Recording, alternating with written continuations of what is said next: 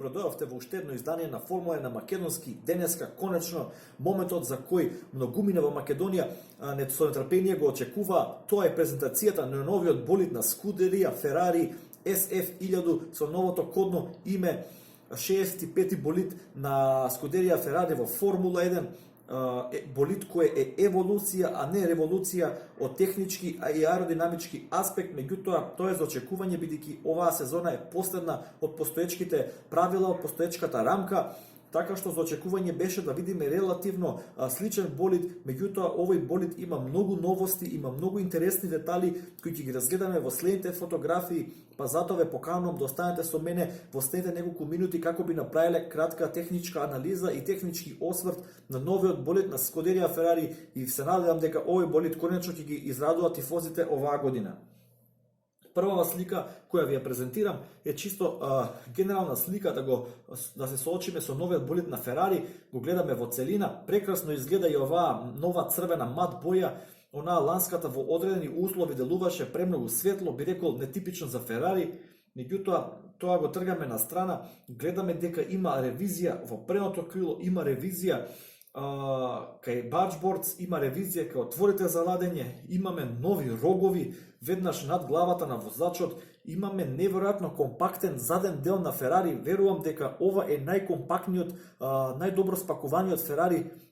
досега или во последниве неколку години откако се овие нови правила на сила во турбо хибрид ерата. Задното крило, веднаш ќе ви кажам, е ланското задно крило, меѓутоа нема да се разочарувате. Тоа е само за презентација, ќе видиме доста повеќе варијанти и различни имплементации на различни дизајни во текот на тестирањето и секако онаа конфигурација која ќе биде на првата трка сигурно ќе се разликува. Ајде додиме по одблиску да го видиме болидот и од острана, од друг агол гледаме дека и Ферари како и сите останати тимови со исклучок на Мерцедес се одлучува за голем рейк, висок рейк, односно рековме тоа е аголот на напад на болидот, задната суспензија е високо крената, го користи целосниот пот на болидот од почетокот на баџборд просторот до крајот на дифузерот како едно големо аеродинамично крило и му помага на дифузерот со забрзување на воздушниот проток испод самиот болид да користи повеќе од тој воздушен проток и при тоа да произведува поголема потисна сила, што е многу битно за стабилноста на болидот во брзите свиоци. Одиме понатаму,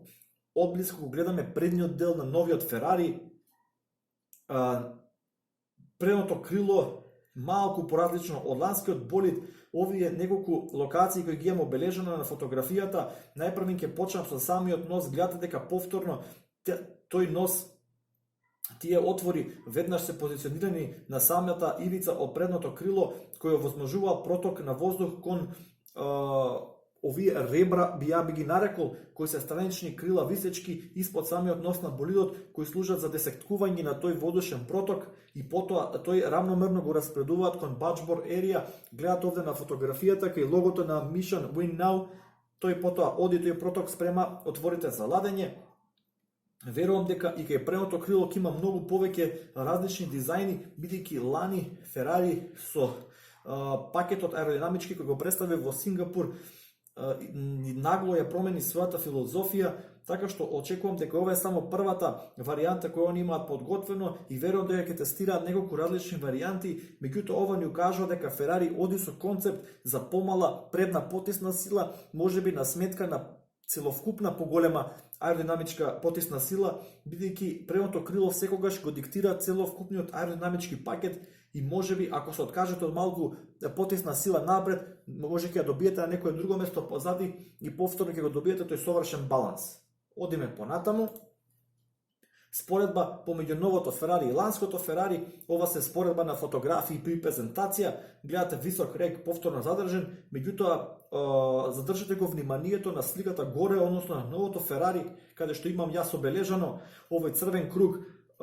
Приметете каква разлика има во баџборд ерија, во тие странични крила, колку се повеќе развиени, нивната комплектност е навистина на друго ниво. Ако го споредиме со ланскиот болид, ова е една од областите каде што тимовите посветуваат најмногу време на развој на болидите.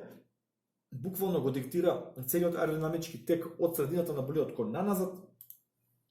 задното крило веќе напоменав дека е ланското задно крило, горе-доле на овие фотографии на презентацијата и нема многу изненадувања,